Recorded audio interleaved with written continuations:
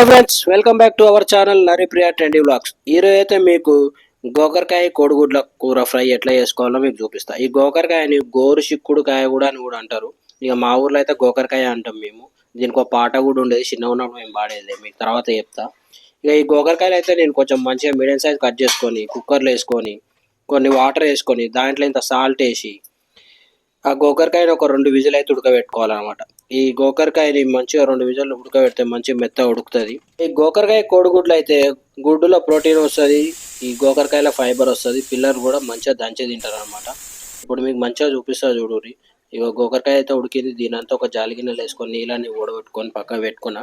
ఇప్పుడు ఒక కడాయి పెట్టుకొని దాంట్లో గింత నూనె పోసుకొని, ఇక నూనె అంటే మీకు సరిపడా వేసుకొని, ఇక నూనె వేసుకొని దీంట్లోనే ఒక 1/2 టేబుల్ స్పూన్ జీలకర్ర దంచుకొని దీంట్లో ఒక 2 పచ్చిమిరపకాయలు పొడుగు కోసి అవి కూడా వేసుకోవాలి. ఇక పచ్చిమిరపకాయలు ఈ జీలకర్ర కొంచెం చిటపాటలు ఎగరంగానే ఇక ఉల్లిగడ్డ మాత్రం ఇట్లా సన్నగా పొడుగు కోసుకోవాలన్నమాట.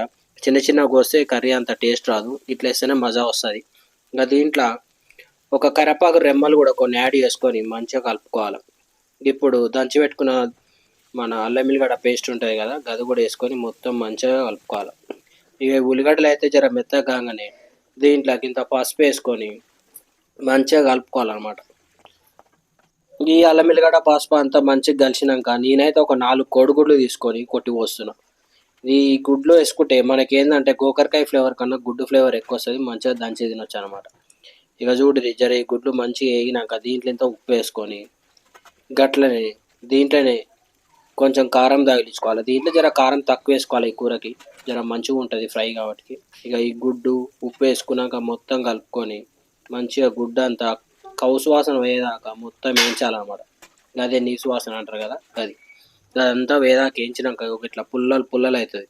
ఇట్లా పొల్లు కాగానే గుడ్డ అంతా దీంట్లో మనం వెళ్ళాక మంచిగా ఉడకబెట్టుకున్న గోకరకాయలు ఉన్నాయి కదా, గై వేసుకోవాలి.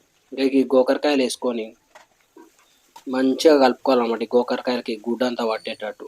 దీంట్లో జర గోకరకాయలు చప్పగా అవుతాయి కాబట్టి మళ్ళీ ముత్యం అంత కారం వేసుకొని ఇది మొత్తం మంచిగా కలుపుకోవాలి. ఉప్పు మళ్ళీ తగలియకూరి, ఆల్రెడీ గోకరకాయలు వేసి ఉడకబెట్టినాం కాబట్టి సరిపోతుంది. దీంట్లో ఒక 1/2 టేబుల్ స్పూను ధనియాల పొడి దంచుకొని మంచిగా కలుపుకోవాలన్నమాట. ఇక చూడరి మన కోడిగుడ్డు కూర అయితే గోకరకాయ కోడిగుడ్డు కూర రెడీ అయింది. ఇది జర వేడివేడన అన్నం వేసుకొని తింటే మస్తు ఉంటుంది. ఇంత ఎగ్ మసాలా కూడా దంచుకోవాలా. ఇది మొత్తం మంచిగా కలుపుకొని తింటే సూపర్ ఉంటుంది అనమాట. ఇలాగ పాట ఉంటుంది, గొట్టెడ్ల కూర తిందురా మాది నీ మొఖంలో గడ్డను పాట ఉంటుంది అనమాట. ఈ గొట్టెడ్లలో వేసుకొని తింటే మస్తు ఉంటుంది అనమాట ఈ కూర.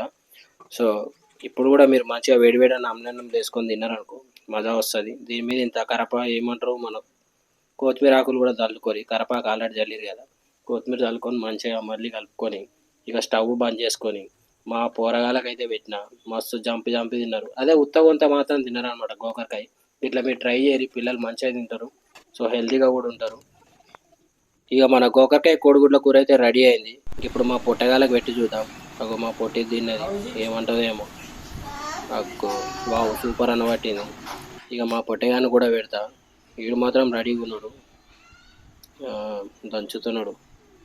Okay wow super. వీడియో నచ్చితే మనకు సరిపోతాయి కదా. మా వీడియో కనుకైతే నచ్చినట్లయితే లైక్ చేయండి, షేర్ చేసుకోండి, సబ్స్క్రైబ్ చేసుకోండి. గంట మాత్రం జర జోరుగా దంచి కొట్టండి ఫ్రెండ్స్. Thank you.